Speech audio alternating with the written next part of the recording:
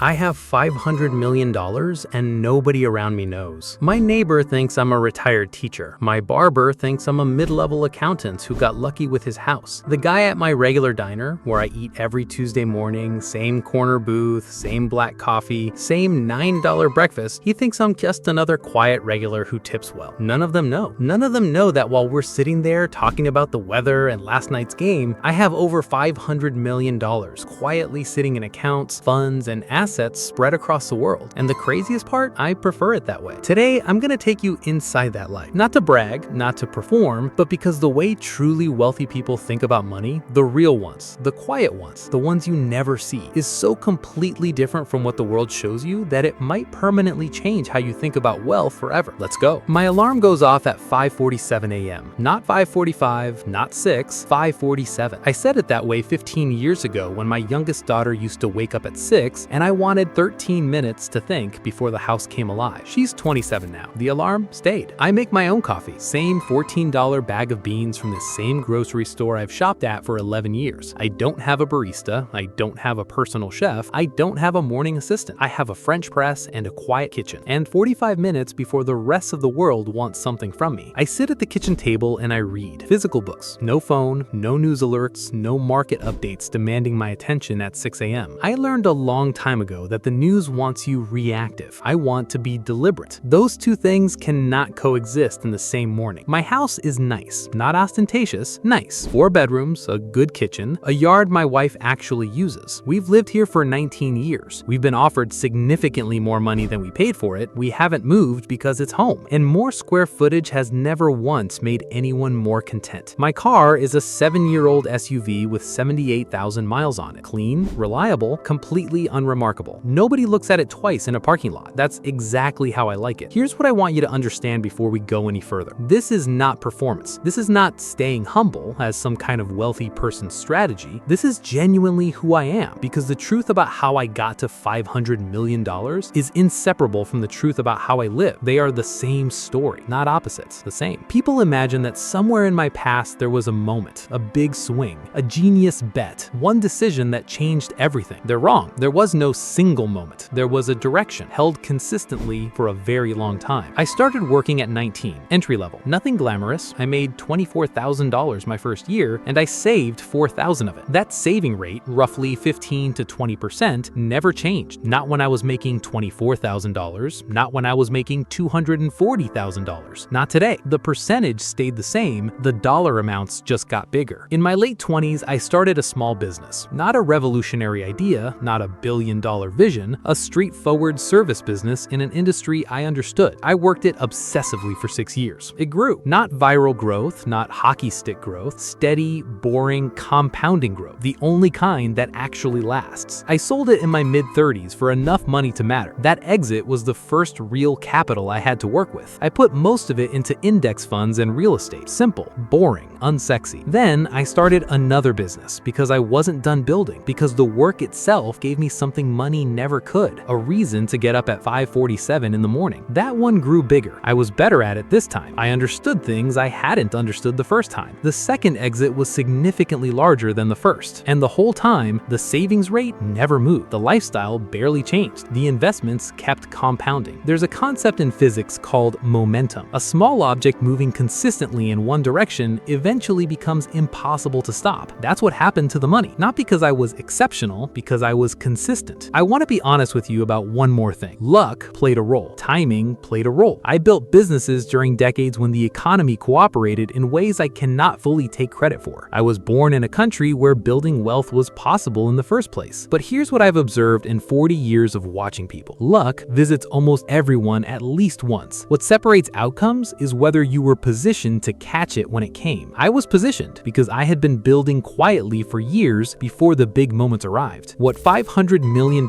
actually feels like. The truth. People think crossing certain numbers must feel different. 1 million, 10 million, 100 million. Honestly, the feeling doesn't scale the way you'd expect. The most significant emotional shift I ever felt around money was when I had my first $100,000 saved. Not 100 million, 100,000. Because that was the moment I realized if I lost my job tomorrow, I would be okay for a year. Real okay. Not panicked, not desperate, not making bad decisions from fear. That felt like freedom. Actual, physical, breathable freedom. Everything after that was more of the same feeling extended further into the future. $1 million meant I was okay for a decade. 10 million meant my kids were okay. 100 million meant my grandchildren were okay. But the feeling, it didn't multiply with the numbers. It deepened once and then leveled out. What $500 million actually gives me that 5 million didn't is this: complete elimination of financial anxiety in every possible scenario I can imagine. Medical emergency, market crash, business failure, family crisis. None of those things can financially ruin me. That's it. That's the whole feeling. Not euphoria, not power, just the elimination of a specific kind of fear. And here's something nobody tells you. The removal of that fear didn't make me happier. It made me clearer. Without financial anxiety clouding everything, I could finally see what I actually wanted, what actually mattered, what I was spending time on that I didn't genuinely care about. Most people think wealth brings happiness. What it actually brings, if you handle it correctly, is clarity. What you do with that clarity is still entirely up to you. Over 40 years, I developed a set of rules, not because someone told me to, because I watched what happened to people who didn't have them. Rule 1, never let your spending identity become your real identity. There's a category of wealthy person who defines themselves entirely through what they own. The cars, the restaurants, the vacations, the watches, and I've watched those people. And almost universally, when the wealth fluctuates, when a bad year comes, when a business turns, they fall apart because they built their entire self-image on something external, and external things are never stable. My identity is not my net worth. My identity is how I think, what I build, how I treat people, what I stand for. Those things don't go up and down with the market. Rule 2, protect your time more aggressively than your money. Money can be rebuilt, compounded, recovered from almost any level. Time cannot. The single greatest luxury my wealth gives me is not first-class seats or luxury hotels. It is the ability to say no to meetings I don't want, to obligations that don't align with my values, to relationships that drain rather than energize. Most people think the rich get rich and then start spending on things. The real shift is that they start spending on nothing and protecting everything. Rule 3, stay invisible by choice, not by accident. People think I'm quiet about my wealth because I'm modest. That's partially true, but the deeper reason is strategic. Visible wealth changes every relationship you have. People approach you differently. They want things. They resent you before you've said a word. Family dynamics shift. Old friendships become complicated. The best relationships in my life are with people who knew me before the money and with people who don't know about it now, because those relationships are real. They're about me, not what I represent or what I might provide. Invisibility protects the things that actually make life worth living. Rule 4, always keep building something. The most dangerous phase of wealth is when the money becomes enough to stop. I've watched men retire into emptiness, men who were brilliant, driven, purposeful, who hit their number, stopped working, and slowly lost themselves because the money was never what gave them meaning. The building was. I still work, not for the money. The money is irrelevant now in practical terms. I work because I'm a builder by nature. I work because problems interest me. I work because the alternative, a long, quiet, purposeless comfort, sounds like a very expensive way to slowly disappear. Build something, always, until you physically can't. Rule 5, give seriously, quietly, strategically. I give away more money every year than most people will earn in a lifetime. Nobody knows. There are no press releases, no naming rights on buildings, no galas where I accept an award with my name on it. Real generosity doesn't need an audience, and frankly, the moment philanthropy becomes performance, it's lost most of its meaning. I give to causes that matter to me through vehicles that maximize impact with zero need for recognition. That's it. There was a moment. I was 34 years old, sitting in an airport waiting for a delayed flight, stressed, frustrated about a deal that had gone sideways, when I had a conversation with myself that I've never fully forgotten. I asked myself one question: if all the money disappeared tomorrow, completely gone, who would I still be? And I sat with that, really sat with it. And I realized most of what I was proud of wasn't the money at all. It was the thinking that created it, the problems I'd solved, the people I'd hired and developed, the things I'd built from nothing into something real. The money was evidence of those things, but it wasn't the things themselves. And in that airport, with a bad cup of coffee and a 3-hour delay, I made a decision that shaped everything that came after. I decided to fall in love with the process, not the outcome, the process. Building, learning, solving, growing. Because outcomes are uncertain, processes are yours. And a man who loves his process, who genuinely loves the work of building, will keep generating outcomes long after anyone who was only chasing the number has given up. That shift from outcome to process is worth more than any investment strategy I ever used. Here's what I want to leave you with. The silent millionaire, the real one, not the Instagram version, is not impressed impressive to look at. He drives a sensible car. He eats at regular restaurants. He wears clothes that fit well but cost nothing remarkable. He knows your name and asks about your family. He doesn't need you to know what he has because he's not doing this for you. The loud version of wealth, the one plastered across every social media platform, is usually one of two things. Either it's fake or it's real and it won't last. Because wealth that needs an audience is wealth that depends on external validation. And external validation is the most unstable foundation